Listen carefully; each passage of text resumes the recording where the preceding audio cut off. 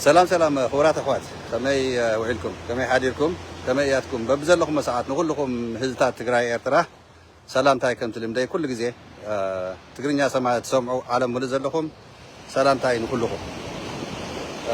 እዚ ሰላምታይ ኢለ እዚ ወና የተመለስኩን ጌሸ ዘለኹ ሆፍሊ ይረአኩም ለይለ አምን እዚ እንዳጋጣም ኮይኑ ናብዚ ገጽ ዚሮየት ካሜራይስ ትሪዎ ለኹም ዚያት ሙሉ ናይ ካሊፎርኒያ ሓደገኛ ሓዊ ተቃጸለ ከባቢ እዚ በሙሉ ናይ መኖሪያ ናይ ሆቴላትን ተፈላለየ ትካላት ዝነበረ ሓዊ ዘቃጸሎ ብታሪኽ ናይ ካሊፎርኒያ ተራእዩ ዘይፈልጥ ሓዊ ተቃጸለ ቦታ እዩ ትሪዎ ዘለኹም እዚ ማለት እዩ ታየ ዝዘርሎ ዘለኹ ይመስለኩም ክቡራት ኣሕዋት ናፍቲ ነጥበይ ቅድምታዊ ናይ ዓለም ጉዳይ ዋላተን ሃፍታማት ዝበሃላ ኣለዋ ዝበሃላ ሃገራት ፈጣሪ ዘምጾ ሓደጋታት ዋላት ሃፍቲ ዘለዎ ተዓም ዘለዎ ሃገር እውን ንፈጣሪ ዘምጾ በሓይሊ ፈጣሪ ናይ ሰብ ህይወት ናይ ትካል ሰብ ዝፈጠሮ ነገር በሓደ ግዜ ይዓኑ ይጠፍ ምዃኑ እዚ ሓደ ምልክት እዩ ይኽብለኩም ደሊ ሪዎ ለኹም ስካብ ሒዝስ ትካላት ወዚ ነበረ ወየተ ሃፍታም ሃገር ትበሃል አሜሪካ ንባዕላ ትካላ ሙሉእ ኣይመለሰትን እኒኣ ትሪዎ ለኹም ኢንሹራንስ ኣሎ እዩ መዓት ሰብ ሃፍቲ ዝነበረ እዩ ከምቲ ትፈልጥዎ ግን ፀጋጊልካ ንዚ ናብ ቦትኡ ናብ ነበሮ ንክትመልስስ ጋና ክንደይ ዓመት ከም ዝወስድ ትሪእዎ ኣለኹም እዚኣ ሓፁር ተገይሩሉ እዩ ዝኒሀ ሰብ ከይኣትዎም ማለት ትሪእዎ ኣለኹም እዚ ተቃፀለ እዩ ትሪእዎ ኣለኹም እዚኡ ሓዊ እንዳጋጣሚ ኮይኑ ናይ ፈጣሪ ጉዳይ ኮይኑስ ተቃፀለ ነገር ይብለኩም ኣለኹ ሶ እዚ ክብል ተለኹ ኣብ ትግራይ ምስቲ ናይ ትግራይ ጉዳይ ከተሓዞ እየ ደልየ ምክንያቱ ፐርስፔክቲቭ ንክንረክብ ኢለ እየ ትሪእዎ ኣለኹም እዚዩ ኣብዚዩ ባሕሪ እዩ እኒሀ ማይ ሲኢኖም ከይመስለኩም እኮ ትሪእዎ ኣለኹም እዚ ባሕሪ እዩ እኒሀ እዚ እቲ ሳንድ ትሪእዎ ኣለኹም እዚ ወክ ዝገብረሉ ዘለኹ እዚ ከዓ እቲ ሓዊ ዘቃፀሎ ሶ ናይ ፈጣሪ ጉዳይ ስለ ዝኾነ እዩ እምበር ትሪእዎ ኣለኹም ኣብቲ ማዕዶ እኒሀ ገዛውቲ ኣብዚ እኒሀ መንጎ ከዓ ነብዚ ከዓ ትሪእዎ ኣለኹም ዘይተቃፀለ እውን እኒሀ እዩ ፈጣሪ ዝበሎ እንተኮይኑ ግን ዘይቀር ምዃኑ ሓደ ምልክት እዩ ሶ ረይዎ ኣብዚያ ተቃፂሉ ዝኒሀ እና እንታይ ይኽብለኩም ደልየ ኣብ ትግራይ ብልፅግና ትግራይ ንምጥፋእ ዝተፈፀመ ጀነሳይድ ዝተኻየደ ጀነሳይድ ኣብ ህዝቢ ትግራይ ዓለም ሙሉእ ዝፈለጦ ተጋሩ ብጣዕሚ ዝተጓዳእና ማሕበረሰብ ኢና እዚ ኮይና እንዳሃለና ኣብዚ ሰዓት እዚኡ ሓይልና ወፂና ሃገርና ክንሕዊ ህዝብና ክንሕዊ ብሰላም ክንነብር እናተገበአና እንዳሃለወ ዓቕሚ እንዳሃለወና እዚኦም ዓቕምታትና ኮነ ኢሎም ዘዳኽሙ ዘራኽሱ ናይ ባዕልና ሕመቃት እዮም ናይ ውሽጥና ሕመቃት እዮም ኣብ ውሽጥና ዘሎ መሪሕነት ሙሉእ ብሙሉእ ስለ ዘይተመዓራረየ ሙሉእ ብሙሉእ ንህዝቢ ትግራይ ንዓዱ ስለ ዘይሰርሕ እዩ እምበር ብልፅግና ኣብዚ ሰዓት እዚዩ ሓይሊ ዓቕሚ ስለ ዝፈጠረ ኣይኮነን ናብ መቐለ ድሮናት ናብ መቐለ ኣየራት እናለኣኸ ንህዝቢ ትግራይ ዘፈራርሕ ዘሻማቕቕ ዘሎ እዚ ሓደ ሓዙለይ ቀፂለ እገን እዚ ዘርእየኩም ዘለኹ እቲ ተቃፀለ ሓዊ ድሕሪ ትሪእዎ ኣለኹም ናይ ኣሜሪካ ሓይሊ ጠጠው ዘየበሎ ንምዃኑ እዩ ግን ኣብ ትግራይ ዝኒሄ ኣካይዳ መንግስትና ስሩዕ መንግስትና ናብ ቦትኡ ንምምላስ ዘጉርዑ ሓፍከፍ ዘብሉ ወንጀለኛታት ኣብ መሪሕነት ኣብ ማሕበረሰብ ኣብ ትግራይ ኣብ ወፃኢ ኣብ ኣዲስ ኣበባ ኣብ ዝተፈላለዩ ዘለዉ ንምንታይ እዮም ትግራይ ከይትሓዊ ዝቃለሱና ዘለዉ ኢልና ንርእዮ ንምንታይ ሶሻል ሚድያ ንሪኦ ኣለና እንታይ ይግበር ኣሎ ፅቡቕ ሶ እዚ ኢለ ፀላኢ ብሰማይ ብድሮንን ብኣየርን የንቀሳቐስ ኣሎ ካሊእ ካብ ኣላማጣ መኾኒ ማይጨው መቐለ ዓዲግራት ተንቤን ዓብዪ ዓዲ ዓድዋ ኣኽሱም ሽረ እዚአን ቦታ ታርጌት ገይርዎን እኒሄ እዚ ፀላኢ ናብዚኡ ዘዋፈሮ ሓይሊ እኒሄ ኣብ ትግራይ ተጋሩ ማለት እዩ ኣብ ትግራይ ዝፀንሑ ተወሰኽቲ እውን ሒዚ ተወሰኑ ዝውስኽዎም ዘለው ብሽም ሓራ መሬት እውን ገልገሊኦም ተመለሰለው ብሓቂ ካብ ሓራ መሬት ተመሊሶም ተጋጊና ኢሎም ተሳሒቶም ጽቡቕ ነገራት ንኽሰርሑ ተስፋ ንገብር ግን ብሽም ሓራ መሬት ኢሎም ወፂኦም ተመሊሶም ዝመፁ ናይ ብሓቂ ድዮም ንትግራይ ዝሰርሑስ ንጸላኢ ኢልና እውን ክንሓስብ ንኽእለና ገልገሊኹም ኣንታ ዝምልከተ ኣካል ይፍለጦ ይጻረዩ እዚኦም ብውሽጥና ኣትዮም ከምዚ ክገብሩ እዮም ከምዚ ክብሉ እዮም ትብሉ ትኽክል ኣይተጋጊኹምን ስቑኢልና ብትዕግስቲ እኮ ኩሉ ክንድርግሖ ስለ ዘይንደሊ እምበር እወ ካብ ሓራ መሬት ዘምፅኦም ኣብ ትግራይ ውሽጢ ኮይኖም ክዘርጉ ቅንፀላታት ከካይዱ ድልዋት ኮይኖም ተዋፊሮም ከም ዘለው ናብተን ዝፀዋኽዎን ከተማታት ተዋፊሮም ከም ዘለው ህዝቢ ትግራይ ይፍለጥ ሓደ ካልኣይ ኣብ ፀጥታ ኣብ ፖሊስ ኣብ ሰራዊት ዘሎ ኣካል እዚዩ እቲ መንእሰይ ይፈልጥ እዩ ላዕለዋት ኣመራርሓ ትግራይ ዝኔኹም ኣይትዘንግዑ ሓበሬታ ተሎ ይብፅሕኹም ውሳኔታት ተልልኩም ከዓ ወስኑ ናይ ውሳኔ ፀገም ኣብ ትግራይ ዋጋ ይኽፈለና ኣሎ ንምንታይ ብጣዕሚ ኣኼባ እናፈተው ግዜ እናወሰዱ ግዜ በብዝወሰድና ንፀላኢ ግዜ ምሃብ እዩ ናይ ፀላኢ ናይ ብልፅግና ልኡኻት ኣብ ትግራይ ኮይኖም ነገራት ምምዕራይ ግዜ ይፈጥረሎም ኣሎ ኣብ ዓድዋ ፈንጂ ተፈንጂሩ ተባሂሉ ተሰርሐ ፕሮፓጋንዳ ቀትሪ ፈንጂታት ክፍንጀሩ ኢሎም ነጊሮምና ፖስት ገይሮም ምሸት ለይቲ ምስ ኮነ ፈንጂ ተፈንጂሩ ኢሎም ናብ ናይ ከንቲባ ዓድዋ ባይዘወይ እዚ ሽርሒ እዩ ለያቡ ብሕጊ ዝጥየቑ ስለ ዘለው ምክንያት ፈጢሮም ኣጀንዳ ንምሃብና ናይ በዓሉ ዝሓዘ ሽርሒ ምዃኑ ፍለጥዎ እዚዩ ግልፂ እዩ እቶም ኣብ ትግራይ ተዋፊሮም ኣብ መሪሕነት ትግራይ ቅንፀላታት ከካይዱ ብልፅግና እውን ብኣየር ብድሮን ደብዳባት ከካይድ መራሕትና ክቕተሉ ተዋፊሮም ዝሰርሑ ዘለው ዘዋፍሮም ዘሎ ኣካል መን እዩ እየሎም ማዓንቲ ክነግረኩም ኣብዚ ኢድ ኣትዩ ዝሰርሑ ዘሎ ትቐንዲ ባዕሉ ታደሰ ወረደ እዩ ትፈልጥዎ ዘለኩም ታደሰ ወረደ ዝዕገርግር ዘሎ ኣነ 50 ዓመት ወታደር እየ ኣነ ይፈልጥ እየ ባይዘወይ ብሓደ ወገን ንዕቐት እንድዩ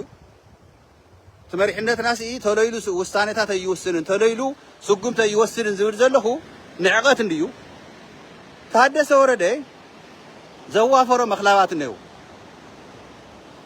ዝነውሑ ኮነ ኢሎም ከኣን እቲ ተዋፊሮም ብቢልዮናት ተበጂቱ ብፀላእቲ ብልፅግና ኦሮሞ መሪሕነት ትግራይ ቅንፀላታት ጌርካ ትግራይ ንክትፈርስ እቲ ለይባ ዝነበረ ብሕጊ ከይዳነ ብሕጊ ከይጥየቕ መሸፈኒ መሕደሚ ምሽጥር ናይ ትግራይ ንብልፅግና እናሃብካ ትግራይ ንምፍራስ ሓይልታት ትግራይ ንምብታን ዝስራሕ ዘሎ ሽርሕታት ካብ ታደሰ ወረደ ሓደ ኢለ ክጅምረልኩም ብትሕቲኡ መልእኽቲ እናተቐበሉ ዘዋፍሩ ዝፀንሑን ዘዋፍሩ ዘለውን ከኣን ቁፅሪ ሓደ ተወልዲ ዕንብብ እዩ ከመኽላባት ዝነውሑን ሒዚ እንደገና ተረዲእዎም ናይ ተወልዲ ዕንብብ ዘጋውሑን ሰባት ኣብ ማሕበራዊ ሚድያ ይርኢ ኣለኹ ገልገሊኦም ከኣን ተወልዲ ዕንብብ በቃ ከምዚ ጅግና ተወልዲ ዕንብብ ስሩ በቃ መትከሉ ከም ዘሎ ተወልዲ ዕንብብ ንትግራይ ይሰርሕ ከም ዘሎ ገይሮም ኣይተንክፉልና ዝብሉ ሰባት እውን ያው ኣለው እኔው እዮም ንሪኦም ኣለና ባይዘወይ ሓደ ግዜ ኩሉ ነገርሲ ኣይድርጓሕን ኩሉ ነገርሲ ኣይዝረብን ኣብ ማሕበራዊ ሚድያ ጥንቃቐ የድልየና እዩ ኢልና ልቢ ጌርና ስኢልና ልቢ ዕቢና ትዕግስቲ ተገበርና ገልገሊኹም ግን ተብዝሕዎ ኣለኹም ሓቀየ ኣሽሙር ጌርኩም ክትፃረፉ ትምኩሩ ንርኢ ኣለና ከምዚ ኢልኩም ተብሉ ኣለኹም ግደፉ ባይዘወይ ተወልዲ ዕንብብ ብናይ ኢንተርናሽናል ክሪሚናል ሕጊ ክርአ ዝኽእል ሰብ እዩ ክነግረኩም ግደፉ ኣድላይ እንተኮይኑ እውን ኣነ እቲ ሰነዳት ኣብ ኢደይ እውን ስለ ዘሎ እንተደልይኹም እውን ፖስት ክገብሮ እውን ይኽእል እየ ግን ዓበይቲ ሰባት ኣብ ዝተፈላለየ ሴክተራት ዝሰርሑ ሰባት ኮምፕሮማይዝ ስለ ዝገብር ፀላትና እውን ናይ ሰነዳት ከመይ ንረኽቦ ከመይ ጋዘር ይግበር ናይ ውሽጥና ስራሕቲ ክፈልጥ ስለ ዝኽእል ሒዚ ገልገሊኦም ሰባት እኒውስ በቃ ተወልዲ ዕንብብስ ካብ ተወልዲ ዕንብብ ላዕሊ ናይ ስለያ ስራሕቲ ማሕበራት ዓቕሚ ዘለዎ ትግራዋይ ከም ዘየለ ገይሮም ዝዛረቡ ሰባት ኣለዉ ኣነ ብጣዕሚ ዝገርመኒ ከመይ ዓይነት ኣተሓሳስባ ኢኹም ትሓስቡ በቃ ትግራይስ ተወልደ ዕንበቢ ፈጢሩዋ ተወልደ ዕንበቢ እዩ ከዓ ነየ ጠጠው ኣቢልዋ ካሊእ በቃ ዓቕሚ ዘለዎ ትግራዋይ ከም ዘየለ ተወልደ ዕንበብ ገባርን ሓዳግን ከም ዝኾነ ኖ ተወልደ ዕንበብ ክሪሚናል እዩ ተወልደ ኣነ ማንም ሰብ ቀዲሙ ኣይተዛረበን ሬከርድ ስለ ዝኾነ ኣብ ፌስቡከይ ስለ ዘሎ ተወልደ ዕንበብ እውን ሰባት ኣዋፊሩ ንኣይ ጠጠው ኣቡሎ ኢሎም ዝፈከሩለይ ኣብ መቐለ እንዳሃለኹ ኣዋፊሩ ተወልደ ዕንበብ ንኣይ እንታይ ክገብር ከም ዝመኮረ ባዕለይ ይፈልጥ ትዕግስቲ ተገበርናስ ዓቕልን ተገበርና ፈለጥና ኢልኩም ሓፍ ከፊልኩም ጽባሕ ንጎጣዕ ኢልኩም ትወድቁ ኣንቱም ትፍክሩ ዘለኹም ብዛዕባ ተወልደ ዕንበብ ህዝቢ ትግራይ እውን ይዕዘበኩም እዩ ዘሎ ሰራዊት ትግራይ ይዕዘበኩም እዩ ዘሎ ፀጥታ ትግራይ ይዕዘበኩም እዩ ዘሎ ፖሊስ ትግራይ ይዕዘበኩም እዩ ዘሎ መን እዩ እቶም ፀዋሕዎም መትከላውያን ዝኾኑ ኣብ ቦታኦም ኮይኖም ዝሰርሑ ዘለዉ ፖሊስ ትግራይ ፀጥታ ትግራይ ሰራዊት ትግራይ ህዝቢ ትግራይ ተዓዛቢ ውድብ ንሕወሓት እውን ይዕዘበኩም እዩ ዘሎ ኣንቱም ትኩሉ ቃልሲ ተቃሊስኩም ንህዝብኩም ንዓድኹም ኣብዛ መጨረሻ ሒዚ ተወልደ ዕንበብ ኣይተንክፉልና እናበልኩም ዓበድበር ትብሉ ዘለኹም በሽሙር ንኣይ እውን ክትፃረፉ ትምክሩ ዘለኹም ከምዚ ኣነ ደንቆሮ ወይ ድማ ትግርኛ ዘይሰምዕ ዘይፈልጥ መሲልኩም ድዩ ግደፉ ተወልደ ዕንበብ ይብለኩም ኣለኹ ኣብ ሰብ ምዝውዋር ኢንተርናሽናል ክራይም ዝሰርሕ ሰብ እዩ ሰባት ምዝውዋር 5 እስካብ 6,000 ዶላር እናተቐበሉ እናኸፈሉ ኣብ ከተማ ዓዲግራት ንኣብነት ቅድሚ ገብረ ደላ ዝነበረ ትግራይ ፖሊስ ኮሚሽን ምስ ተወልደ ዕንበብ ይተኣሳሲሩ ስላያ ማሕበር ናይ ዓዲግራት ግንባር ዘለዉ ዝፈልጥዎ ጉዳያት መዓት ኣሎ ኤርትራውያን ናይ ተጋሩ መታወቂያ ናውፅኡ 5,000 ዶላር እናኽፈሉ በአዲስ አበባ ተሻግሮም ንኽወፁ ዝሰርሑ ዝነበሩ ኣብዚ ኢደ ኣለዎ ተወልደ ዕንበብ ትፈልጥዎ ዘለኩም ተወልደ ዕንበብ ትፈልጣ እኮ ኢኻ እዚኣ ግደፍ ስታሊን እውን ጀሚርዎ ነይሩ ኣብ ዝቐረባ ግዜ ሓደ ነገር ተዛለዎ ባይ ዘ ወይ ስታሊን እውን ኢንፎርሜሽን ከም ዘለዎ ኣነ ይፈልጥ እየ ብደንብ ገይረ ዝፈልጥ መዓት ሰነዳት ኣብ በይነይ ጥራይ ከይመስለኩም እቲ ናይ ተወልደ ዕንበብ ዘሎ ሰነድ ጭቡጥ ዝኾነ ማለት እዩ ኣብ ስታሊን እውን ከም ዘሎ ይፈልጥ እየ ኣነ ስታሊን እውን ልቢ ገይሩ ይስቁ ኢሉ ሒዝዎ ብትዕግስቲ ባይ ዘ ወይ ሒዝዎ ስቁ ኢሉ ፀኒሑ ኣነ ኣቐዲመ ተዛሪበ እየ ፌስቡክ ወፅየ ሰሪሐ እየ ቪድዮ ተወልደ ዕንበብ ኣሜሪካ ክመፅእ ከሎ ሽዑ እየ ተዛሪበ ኣሜሪካ መፅኡ ምስጢር ናይ ትግራይ ንኣሜሪካ ሲኣይኤ ኣሕሊፉ ከም ዝሃበና ምስ ብልፅግና ከይኣስሮ ኢንተርናሽናል ክራይም ከም ዝገበረ ምስ ኣሜሪካ እውን ፅግዕ ዝበለ ባይ ዘ ወይ ሂማን ትራፊኪን ኢንተርናሽናል ክራይም እዩ ዓብዪ ወንጀል እዩ እዙይ ሓደ ትፈልጥዎ ዘለኹም ሂማን ትራፊኪን ማለት ሰባት ምዝውዋር ማለት ብናይ ኢንተርናሽናል ክሪምናል ብናይ ትግራይ ሕጊ ብናይ አዲስ አበባ ብናይ ኢትዮጵያ ሕጊ ብናይ ዓለም ሕጊ ሙሉእ ዘሕትተካ ወንጀል እዩ ሂማን ትራፊኪን ተወልደ ዕንበብ ሂማን ትራፊኪን ኣነ ኢድ የብለይ ኢልካ ዘዋፈርካዮም ሰባት እኒ ሻምበል ገብረ ተኣሲሮም ሒዚ ሓፍ ከፍ ትብል ዘለካ ካብኡ ስለ ተውፅምኮ ናትካ ጉድ ከውፅዎ ምዃኖም ስለ ትፈልጥ የኮነን እዚ መልእኽቲ ቀጥታ ስን ተወልደ ዕንበብ ሕልፍለይ ንዓስ ተወልደ ዕንበብ ሒዚ ንስኻ ኣነ ማንም ዝፈፀምክዎ ገበን የለን ንፁህ እየ ኢልካ ኣዋፊርካ ከመኽለባት ተንውሖም ዘለካ ሒዚ እንድሕር ሓቂ ኮይኑ ንዓስቲ ካብ መሪሕነት ትግራይ ምሳኻ ዝማጎቱ ኣካል ኣነ ባዕለይ ከዘጋጁ ኣብ ዝደለኻዮ ሚድያ ኤዲት ዘይብሉ ቃል ብቃል ንስኻ መፂኻ ክትማጎት ኣነ እውን ካብ መሪሕነት ትግራይ ከዘጋጁ መፂኦም ሰነድ ሒዞም ንኣኻ ዝማጎቱ ሰባት በግባው ብስነ ስርዓት ህዝቢ ትግራይ ዓለም ሙሉእ ዘሎ ዝፈልጦ ኣብ ሚድያ ኣብ ንስኻ ዝመረፅካዮ ሚድያ ማደሬት ዝገብርዎ ካነየ ወገንተኛታት ዘይኮኑ ኣካላት ብትግርኛ ቀሪብካ ንስኻ ተወልደ ዕንበብ ሰብኣይ ኮይንካ ኣነ ዝፈፀምክዎ ገበን የለን ንትግራይ ሕሊፈ ይሃብኩን ልኡኽ ናይ ወዲ ወረዳ ኣይኮንኩን ምስ ኣብይ ኣሕመድ ኣይተራኸብኩን ናይ ትግራይ ምስጢር ሕሊፈ ኣይሃብኩን ኣብ ናይ ብርሃን በላይ ገዛ ኸይደ ምግቢ ሽሮ እየ ዝበልዕ ኢልካ ሽሮ ኣዚዝካ መርዚ ከይሕወሶ ሽሮ ክፈልሕ ተሎ ሃይ ቴምፕሬቸር ስለ ዝኾነ እዚያት ኣዚዝካ ኣብ እንዳ ብርሃን በላይ ከም ዘይበላዕኻ ኣዲስ ኣበባ ሒዝስ ኣዲስ ኣበባ ከይዱ እዩና ክንዛረብ ከለና ኣይከደን ኢሎም ይማጎቱና ነይሮም እቶም ንስኻ ዘዋፈርካዮም حيز جن تايكون سوم عملنا كلهم راح تلي خدنا دسوا نو نو نو نو هم يكونن نسخاكو بلصقنا خيا أسرك أخاكو بتنا هيمان ترافيكين نفوت كوينا تقول لي توافركم حيزي عاود بتورز لهم جن قدفوا صباح نقول هزتكراي خي نعقاكم تخل قال استقالسكم حيزي وجنتنيا ناي تولد عمبو كوينكم تفكروا تعقرقروا زلكم أبتفعل على بلاتفورم تاعت كاب فيسبوك ناب يوتيوب كاب تيك توك أب محور ميديا حيزي قال لكم كليب صديقكم لا يس قاري منه مالتيو أنا حكاية بتعمل بقى مالت ولا جوزة تقالس نقول من الناس دايم كوينا حيز عاود ورد زلوا نايز عاتولا أنا يقرمن اللي بحدوغن كان انت عينت غودي قاطي منا تግራይ كم تغارس تاي قاطي منا زبل حساب مصيله سو ازي حدا حازو لي ناي تولد عمبر كالاي اب تግራይ ساعات ازيو ጠንካራታ ተቃለስ ተዋሃለው አዋፊሩ ከእስር ከቅትል ዝንቃሳቃስ ተሎ ተወልደ ዕምብ ወብግጽ ኢናን ዛሮ መሪሕነት ትግራይ ቅንጸላሃት ተካይዶም ዝሰርሕ ዘሎ ወዲ ወረደ ተወልደ ዕምብ እዮም መንግስትና ናቦቱ ከይምለስ ሽምጠም ገቲሮም ተማጉይቶም መንግስቲ አይምለስን ኢሎም ተማጎቱ እና ዓለም ጎሮ ሀደ ይኮንዮም ታይ ግልጽነን ጎሮ أنا دقاقي مثل زاري وكم يكون كم حيزي ألم قوره هدي يكون لي سنة تزاجيو تادس ورد الصل بيت مخرين مالس ده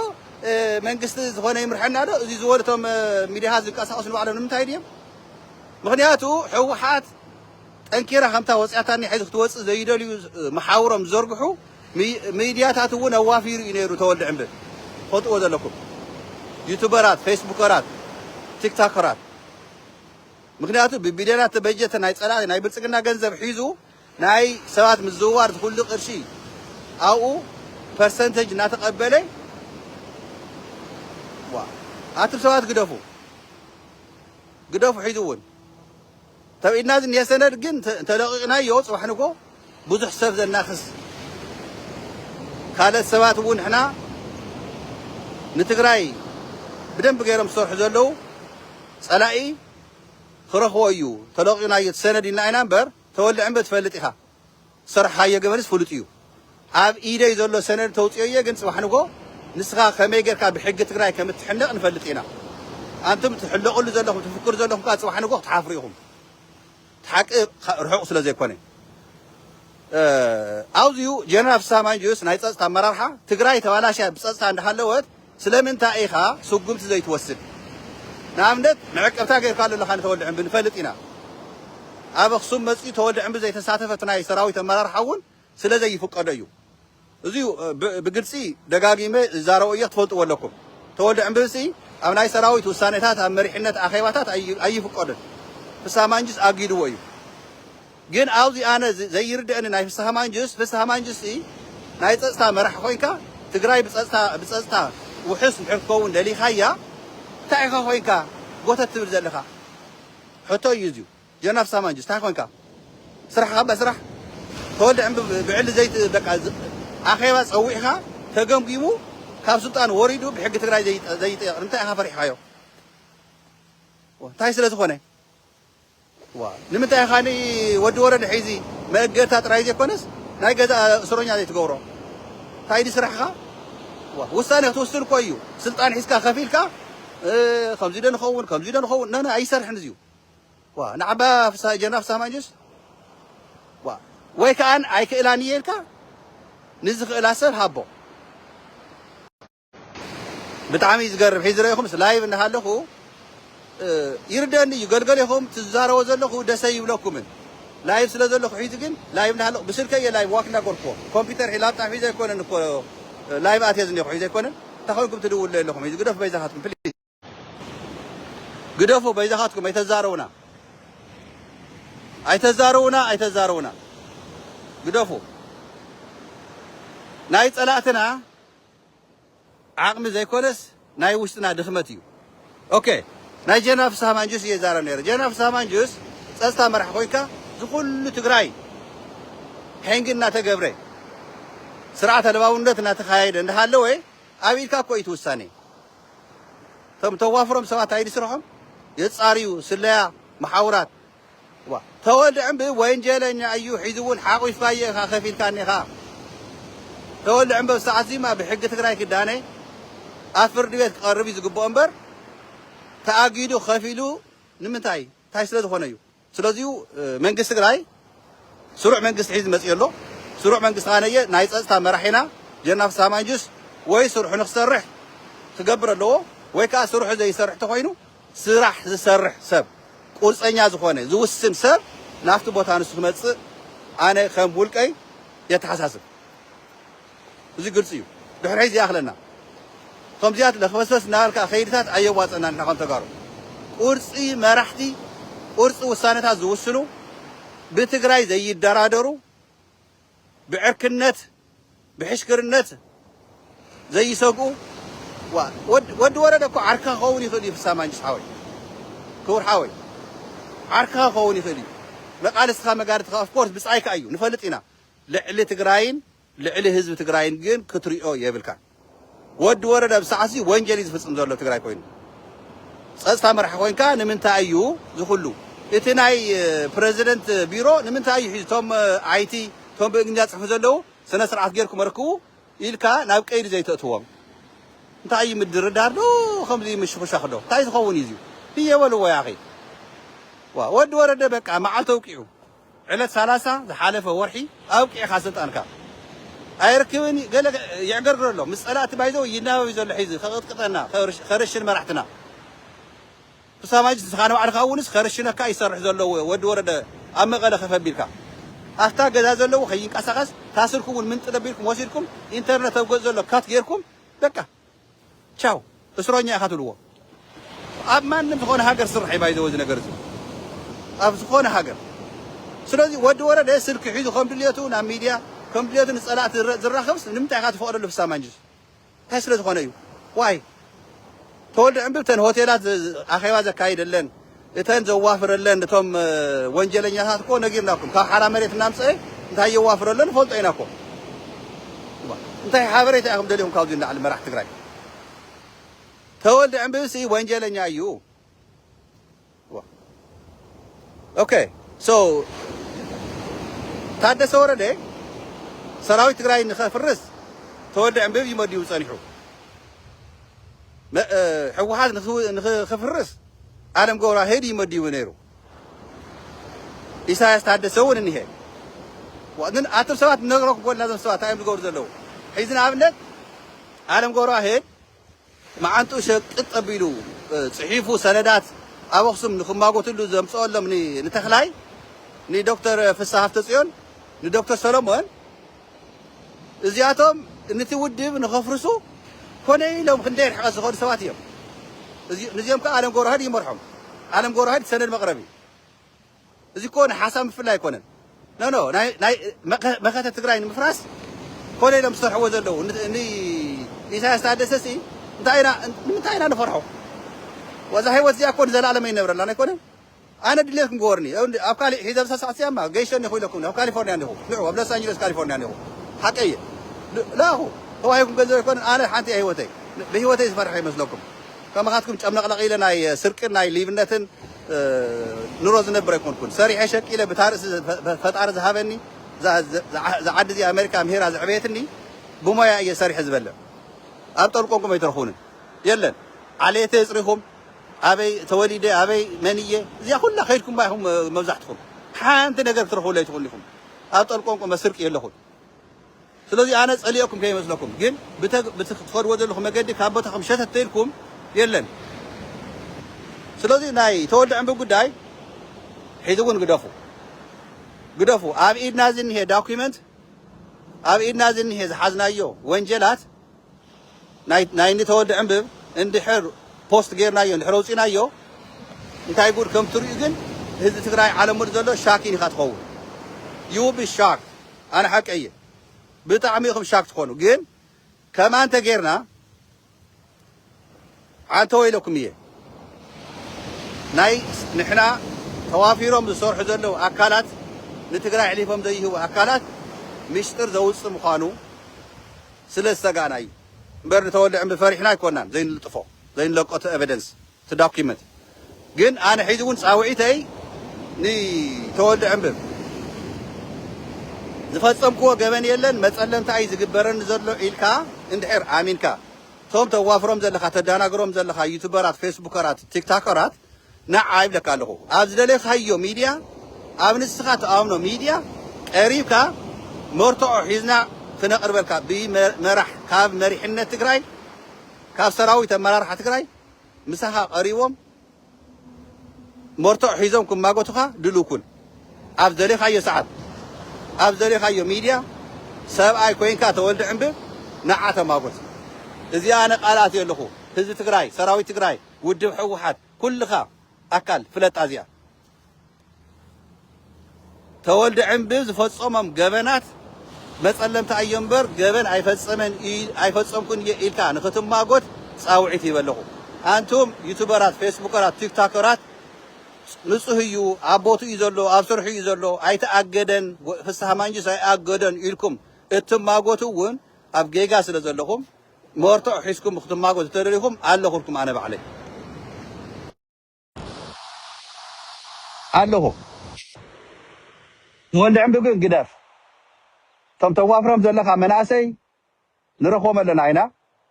تاي تلومكم زلخا نفلطينا ابز قربا غزيون نمن قصلاات كغبر خمس مدبكا نمن خمس مدبكا ون بصحنا يينا اب بيت فتح وحات اتي خحيزي شماغلدو عرقدو الكا تلمن كم زلخا ون بصحنا له يتحبريتا እዚህ ግን ናይ ሽምግልና ናይ ዕርቅ ጉዳይ አይኮነን ናይ ሕግ ጉዳይ ገበን እዩ አንቶም መጸለንታ አይ ዝግበሮ ዘሎኒ ተወልደ ዕምበብልኩም ትማጎት ዘለኹም ግን ንባዕልኹም ግን ምስቲ ወንጀለኛ ተሰዲፍኩም ጽባሕ ንጎ ህዝቢ ትግራይ ዋላ ወንጀል ተዘይኮነ ንኣኹም ሒዚ ተንጨውጨውኩም ተደገፍኩም ጽባሕ ንጎ ግን ህዝቢ ትግራይ ብደንብ ገይሩ ፈራድ ስለዝኾነ تعذاب ስለዝኾነ ለባብ ስለዝኾነ ህዝቢ ትግራይ ክዕዘበኩም እዩ ብደንብ የዝነግረኩም ዘለኹ እዞም ሰባት እዚኣቶም ኣብ ትግራይ ሒዚ ኣብ ዋፊሮም ኣብ ሽረ ኣብ ኣኽሱም ኣብ ዓድዋ ኣብ ተንቤን ኣብ ዓዲግራት ኣብ መቐለ ኣብ መኾኒ ኣብ ማይጨው ኣላማጣ እንታይ እዮም ክገብሩ ምስቶም ሓራ መሬት ኣሳሲሮም ግን መሓውር ተዘርጊሑ ኣብ ትግራይ ሒዚ እውን ወዲ ወረደ እንታይ ኣሚን እዩ ዝዛረብ ዘሎ ሒዚ እውን እንተይልኩም ንዚኣቶም እዩ ኣብ ሰራዊት እውን ዝነበሩ ሒዚ እውን ኣለዉ ተመሊስና ኢሎም ግን ምሉእ እዮም ተመሊሶም ወላ ኣመራር ሓደ ዘለዎ ሰራዊት ንከታሊ ዘልየና ልቢ ጌርና ብደንብ ጌርና በቲ እቶም ሓራ መሬት ዝበሃል ዘሎ ብዓፋር ብገለ ዘለዉ እውን ብልፅግና ደፊኦም ከኣትዉ በተለይ ናብ ወጀራት ናብ መኾኒ ማይጨው ንኣብነት ሓደ ሰብ ቀቲሎም ኣለዉ ትማሊ ገወዝ ደጋፋይ ናይ ሕወሓት ዝነበረ ሰብ ቀቲሎሞ ብጣዕሚ ዝሕዝን እዚኣቲ ዝካየድ ዘሎ ትግራይ ተወልደ ዕምቢ ግን ንትግራይ ይሰርሕ ዘሎ ሒዚ ኣቦቲ ዘሎ ዝበሃል ነገር ኣይሰርሕን ከይድናዮ ኢና ብደንቢ በፂሕናዮ ኢና ኩሉ ነገራት ልኡኽ ናይ ብልፅግና ኮይኖም ዝሰርሑ ዘለዉ ካብ ወዲ ወረደ ጀሚርካ እኒ ተወልደ ዕምብብ እና ዓለም ገብረዋህድ ቶም ካልኦት እውን ዝነገርኩኹም ሰባት እዚኦም ንትግራይ ተቆርቂሮም ዘይኮነ ዝሰርሑ ዘለዉ ትግራይ ኣፍሪስካ ብልፅግና ድልየቱ ክሰርሕ ኣብ ትግራይ ወንጀል ዝፈፀምዎ ፅባሕ ንጎ ብሕጊ ከይጥየቁ ዝሰርሑ ዘለዉ ኣካላት እዮም እዚኣቶም ተዋፊርኩም ንዝዩ ክተተጉሩ ትንቀሳቀስ ዘለኹም መሓውር ፈሊጥናኩም ኢና ተፈሊጥኩም ኢኹም ናይ ግዜ ጉዳይ እዩ ስለዚዩ ፖሊስ ትግራይ ፀጥታ ትግራይ ህዝቢ ትግራይ ልቢ ግበር ህዝቢ ትግራይ በብዘለኻዮ ምስ ፖሊስ ምስ ፀጥታ ክሰርሕ ኢንፎርሜሽን ክትህብ ሓላፍነት ኣለካ መንእሰይ ትግራይ ተልዓል ፀጥታ ንስኻውን ክትዝረግ ክትፈርስን ሶሪ ስልኪ እናደወሉ እንዲኦም ሒዚ ላይቭ እንዳረእዩንሲ ንምዝራግ ነዚኣስ ብማሳንጀር ይደውሉ ኣለዉ ንምኹላፍ ማለት እዩ ብጣዕሚ ዝገርም ዝሮ ከጠቓሊ ሓሳበይ ግዲ የብልኩምን ውድብና ሕወሓት ስራሕ ዓጢቓ ወፅእ መሰሲላ ወፅእ ኣላ ፀላእትና ዋፊሮም ብስለያታት መራሕትና ንክቕንፅሉ ህዝብና መራሕ ዘይብሉ ክተርፍ ዝኸድዎ ዘለዉ ከይድታት ኣብ ውሽጥና ዝነየው ዓለቕትታት ዝኾኑ ተሸጎጠው ኳና ከም ትደርፍና ዝብሎ ንዚኦም ተናሪ ክንፀርክ ይከለለና ከም ተጋሩ ልብ ክንገብር ኣለና ቢንያም ተወልደ ሪኹም ወይ ከም ሓፍ ከፍ ይብለ ኣሎ ቢንያም ተወልደ እውን ናብ ትግራይ መፁ ስልክታት ናይ ምጥላፍን እኒ ተወልደ ዕምብል እንታይ ይሰርሑ ኣለዉ ተዋፊሮም ዘለዉ ትግራይ እንታይ ይሰርሑ ኣለዉ ናብ መቐለ ኣክሱም ሽረ እዚአን በፂሕዎን እዩ ቢንያም ተወልደ ዝለኩም ዘለኹ ስልክታት ኮለ ናይ ምጥላፍ ሒዚ ሓድሽ ሓበሬታ መፂኑ ዘሎ ናይ ኢትዮ ቴሌ ብልፅግና ብደንብ ገይሩ ይቆፃፀሮን ይጠልፎን ከም ዝኾነ ፍሉጥ እዩ ነይሩ ሰፋሪካም ናይ ካሊእ ሃገር ወናኒ ስለ ዝኾነ ኣይጥለፍን ዝበሃል ነገር ነይሩ ሕሶት እዩ ዝንባዕሉ ሒዚ በፂሕና ኣሎ ኣብ ኢንሳ ዝሰርሑ ሰባት ኦሮሞ ተወለድቲ እዮም ኦሮሞ ተወለድቲ ኣብ እንሳ ኮይኖም ትግራይ ንክጠፍእ ስራሕ ዘሎ ስራሕቲ ኢሎም ሓበሬታ ዝውና እኔው እዮም እዚኣቶም ምስገና ኣለና ሕሰውሉ ናይ ኦሮሞ ተወለድቲ ኮይኖም ግን ህዝቢ ትግራይ ክጉዳእ ትግራይ ንክጠፍእ ዘይደልዩ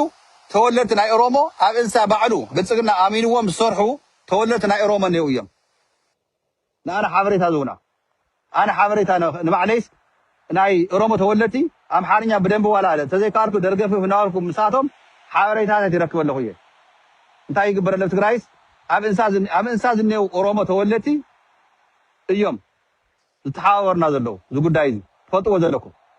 ናይ እኒ ተወልደ ዕምብል እንታይ ተተሓሒዙ ዘሎ ግን ነጊሮኩም እየ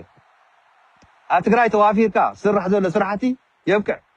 መንግስትና ስሩዕ ቦትኡ ሒዙ ኣሎ መንግስትና እውን መዓት ስለያታት ክግበረሉ መዓት ነገራት ክከታተልዎ ይስራሕ እዩ ዘሎ ብድሮናት መራሕትና ንክቅተሉ እውን ፀላኢ ይሰርሕ ኣሎ እዩ ተን ኣየር ዝመፃ ዘለዋ ንመቐለ ተን ድሮናት ታርጌት ገይሮም መራሕትና ብሓደ ግዜ ንምቕታል እዩ እዚኡ ልቢ ንግበር ኣብዚ ወዲ ወረደ ኢዱ ዘርጊሑ ይሰርሕ ኣሎ እዩ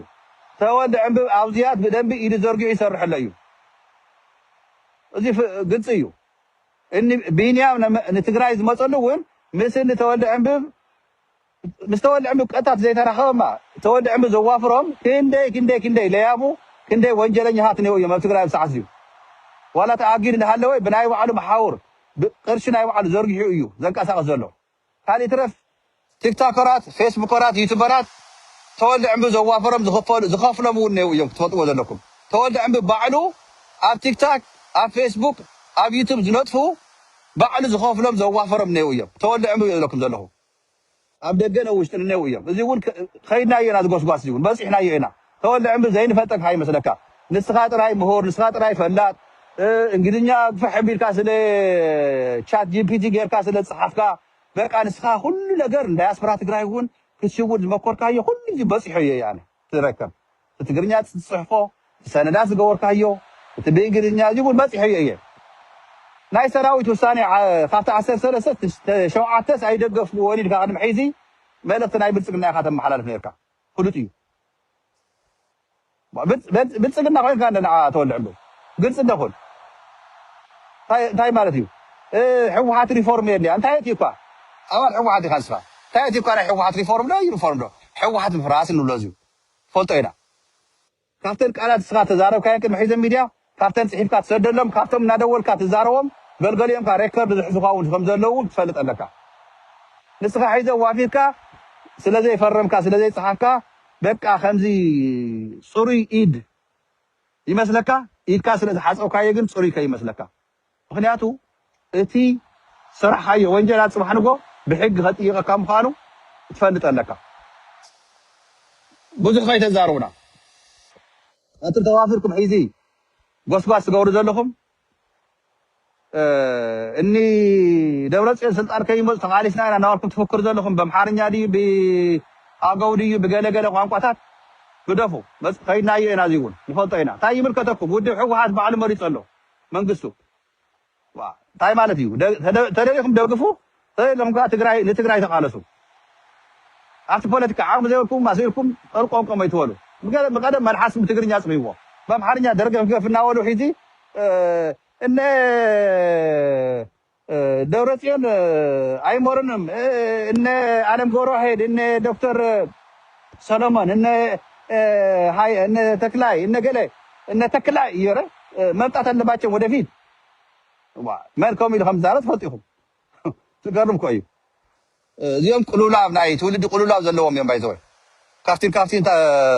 سولدو قلولا زحازيم نو تقراي تراك كون يبل كان تقراي تدقف تخوينكا تقراي سعيرك توصيها كان دحر أبونا تسلفكا قماش كون ربع كون تقلالا تقراي زي كون كون مسي 5 هاي تسلفكا يقبلك يعني تصقم يبلين كم حاله تقراي ناتكا تولد يكون انا زري ناتكا راسي ناتكا لبي ازري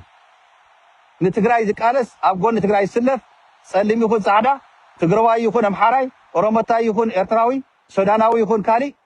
ጥራይም ሳይሰለፍ ጥራይ ናይ ይደግፈኒ እዚያ ያታ ናተይ ዝሮ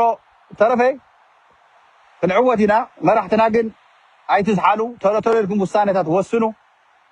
ሒዚ ቀውጢያ ዘላ ጉዳይ ጸላትን ዓቕሚ የብሎምን ኣብ ውሽጥና ዝንሄ ግዕዚና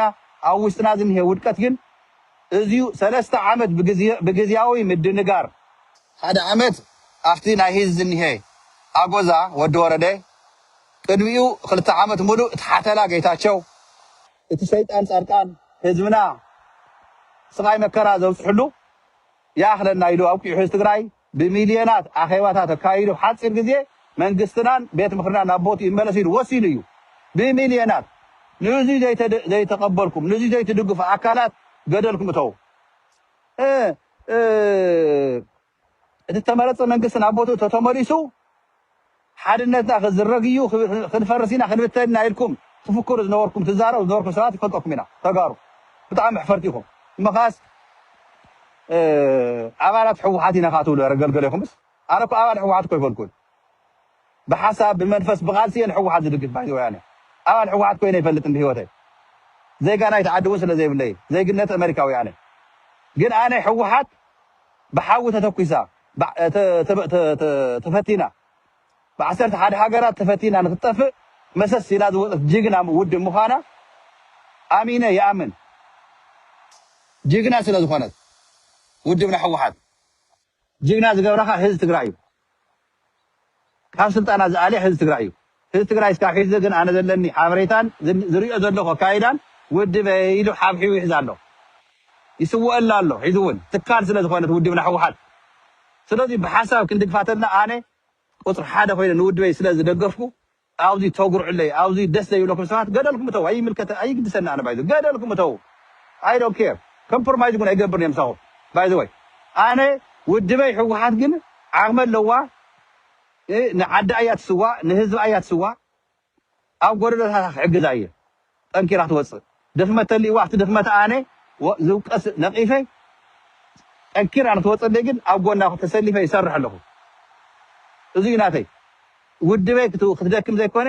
ሪፎርም ገደፍና ከም ውድብ ሕወሓት ፍትሓዊት ሪፎርም ዝገብር የለን ስለዚ በብዘለኹም ሰላም ኩለይ ኣየና ክንዕወት ኢና ቀሪብና ኢና ታንክ ዩ ኣርዊሐየ መስለሎ ማዓንቲ የቕኒየለይ ክቡራት ኣሕዋተይ ሓተይ በብዘለኹም ሰላም ኩኑ ብሩኽ ቀዳም ይኹነልኩም ቻው ታንክ ዩ